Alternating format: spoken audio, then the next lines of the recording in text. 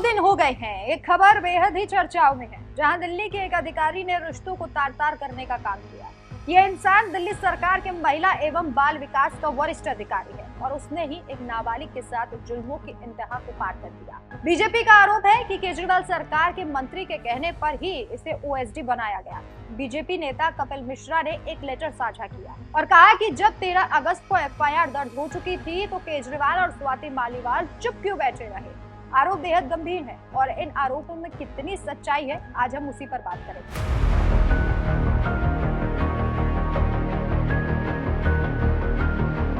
नमस्कार, मैं हूं आपके साथ राखी लांबा। दिल्ली सरकार के एक सीनियर अधिकारी को अपने दोस्त की नाबालिग बेटी के साथ रेप करने के लिए गिरफ्तार किया गया।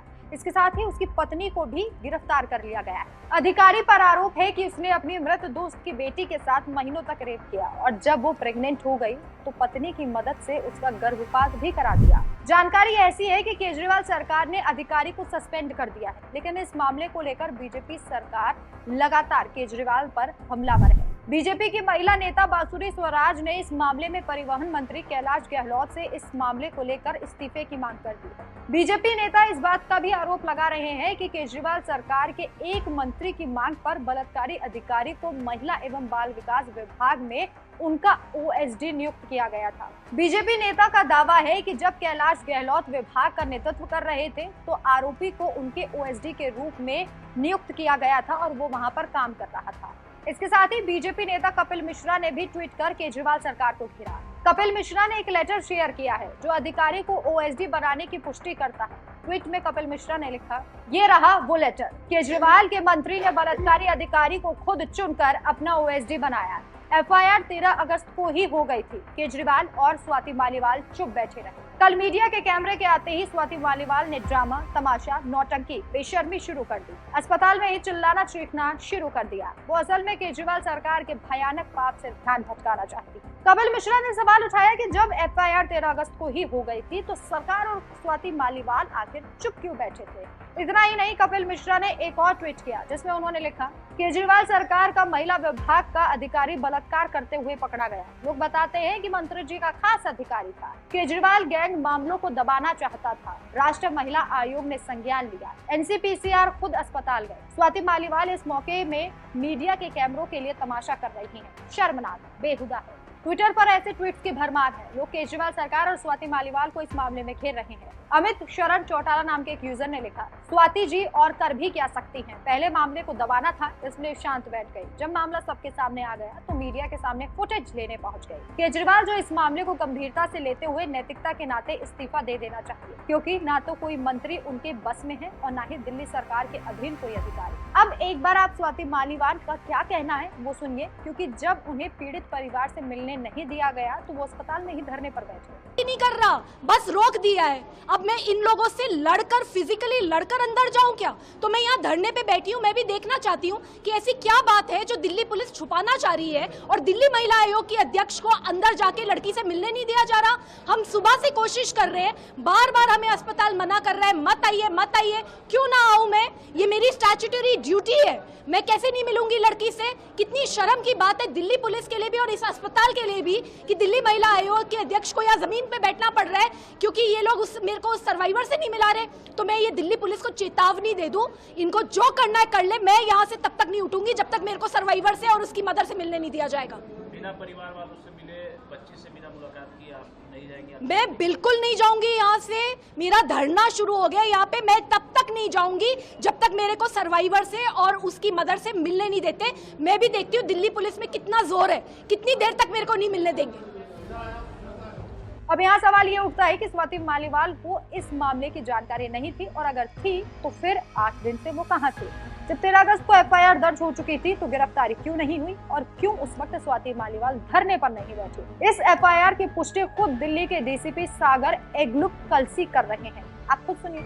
नॉर्थ डिस्ट्रिक्ट के हमारे बुराड़ी थाने में ये मामला है। ये हमारे पास 12 तारीख के आसपास आया था, जब ये नाबालिग लड़की जो कि 17 साल के उम्र की है, ये इसके फादर की डेथ हुई थी लड़की के 2020 में अक्टूबर में। फिर घर में क्योंकि सिचुएशन थोड़ी ग्लूमी थी तो इन्होंने अपने जो लोकल इनके फैमिली फ्रेंड ही हैं एक, जो हमारे इस केस में अभी अक्यूज्ड हैं, उनके घर में लड़की को भेज दिया। ये 9th क्लास में उस समय पढ़ती थी। ये जो लड़की है ये शी सबमिट्स ऑफ नाउ कि उस साल 2020 में नवंबर, दिसंबर और फिर 21 में जनवरी में इसके साथ गलत काम जो है इसके वही लोकल गार्डियन जो थे उन्होंने किया है।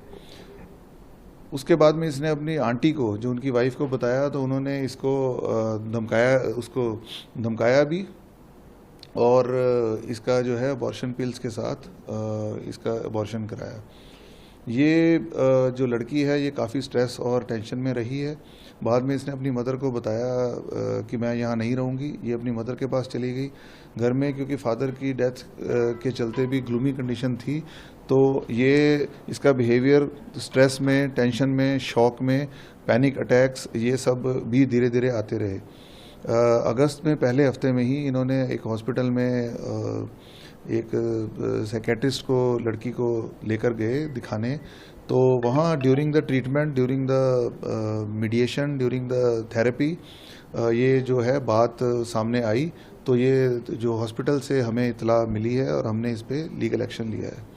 सब्सिक्वेंटली जो मजिस्ट्रेट का स्टेटमेंट होता है उसके लिए हमने जब रिक्वेस्ट डाली अगले ही दिन, तो डॉक्टर हैड एडवाइज कि अभी the girl is not fit for giving a proper statement, तो कुछ दिन बाद वो बताएंगे।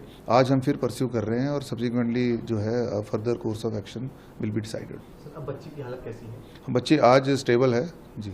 सर, दोनों आरोपी जो आप बताया, एक पति और पत्नी, कब तक अरेस्ट हो पाएंगे? ये जो मजिस्ट्रेट की स्टेटमेंट के बाद में हम एक्शन लेंगे, तुरंत लेंगे। सर, बताया जा रहा है कि किसी चर्च में इनकी मुलाकात हुई थी। ये जो आपस में फैमिली फ्रेंड्स बने हैं, तो ये एक बुराड़ी में ही चर्च के जो है कम्यून में, मास कम्यून में ये मिलते थे और मिलके फिर ये फैमिली फ्रेंड बन गए थे। सर, आरोपी का प्रोफाइल क्या है? जो आरोपी हैं वो सरकारी अफसर हैं। ये डिप्टी डायरेक्टर हैं गवर्नमेंट ऑफ एनसीटी में, एक डिपार्टमेंट में, और जो विक्टिम हैं उनके पेरेंट्स भी सरकारी मुलाजिम रहे हैं। सर, लगभग किस टाइम पीरियड में लड़की के साथ में इस तरीके की घटना हुई, अगर आप बता पाएं? ये जो इंसिडेंट है ये नवंबर, दिसंबर 2020 और जनवरी 2021 का है।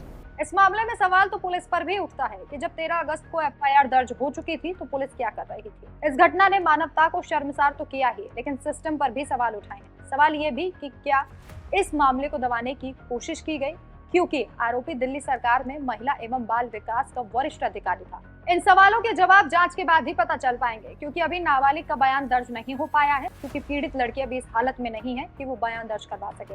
लेकिन बीजेपी ने जो आरोप लगाए हैं बेहद गंभीर हैं और अब देखना होगा कि केजरीवाल सरकार और स्वाति मालीवाल इन आरोपों पर क्या जवाब देते हैं। आपको ये खबर कैसी लगी हमें कमेंट करके जरूर बताएं। नमस्कार।